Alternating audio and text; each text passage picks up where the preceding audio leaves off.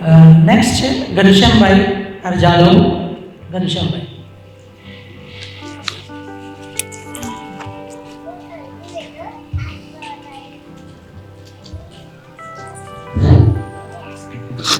મંચસ્થ પર વિરાજમાન સૌ આદરણીય આપણા માર્ગદર્શકશ્રીઓ,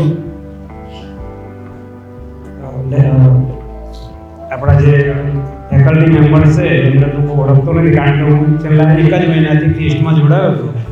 એટલે તમે જેમની વાતો કરી એ મને બહુ ખ્યાલ નથી, પણ છેલ્લા 1 જ મહિનાથી જોડાય મને ટેસ્ટ આવ્યા ને એની સાથે મને જોડું એટલું તો જાણવા મળ્યું કે જો કદાચ હું થોડો વહેલો જોડાયો હોત તો આથી વધુ જ્ઞાન મેળવી શકાત.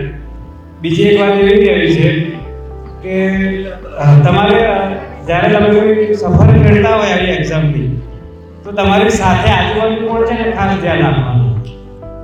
મારો હાથ જે તમે કહો છો ને, મારા પરમ મિત્ર આપણા જે રાજ્યમાં ફર્સ્ટ આવ્યા છે ને એમને પકડેલો, અને મારું 80% આમાં સિલેક્શન થવાનો હાથ માનું છું ત્યાં સુધી દિનેશભાઈ ગોહિલનો છે એવું અંગત મારું પોતાનું માનવું છે. કારણ કે જ્યારે અમે વાંચતા ને તો ખેતરમાં ઝાડ નીચે ટ્યુબવેલના કૂવો હોય ને આપણો ખેતરમાં, ત્યાં એમનું ખેતર છે, ત્યાં એમને કીધું કે આપણે ખેતરમાં આવી જવાનું, બસ બાકી બધું મારા પર છોડી દે. એટલે સવારે 10 વાગે ઠેલો ભરીને જતું રહેવાનું ખેતરમાં. એમના ઘેરથી ટિફિન આવી જાય, ખીચડી રોટલા શાક બધું, સવારે 10 થી સાંજે 6 સુધી ખેતરમાં જ રોકાવાનું. આ શું આપણા રાજ્યમાં ફર્સ્ટ આવ્યા છે દિનેશભાઈ, આગળ આવતો છે.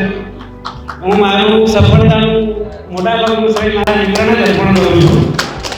કારણ કે ટૂંક સમયમાં અમુક વાર કેવું હોય, ખૂબ ખૂબ આભાર આપનો, જ્યારે આવી સફળતાઓ મેળવવી હોય ને સ્પર્ધાત્મક પરીક્ષામાં, તો બીજા એવું વિચારે કે મારા કરતાં આગળ ના નીકળી જવું જોઈએ. એક હકીકત છે, આપણે સ્વીકારી લઈએ એમ. પણ આપણે એવું નથી વિચાર્યું. એમણે એવું વિચાર્યું કે હું તો આવીશ પણ આ ના રહી જવું જોઈએ, આ રહેવું જ ના જોઈએ. એટલે એમનો પણ આ ના લાગે, એમનો પણ ખૂબ ખૂબ આભાર માનું છું.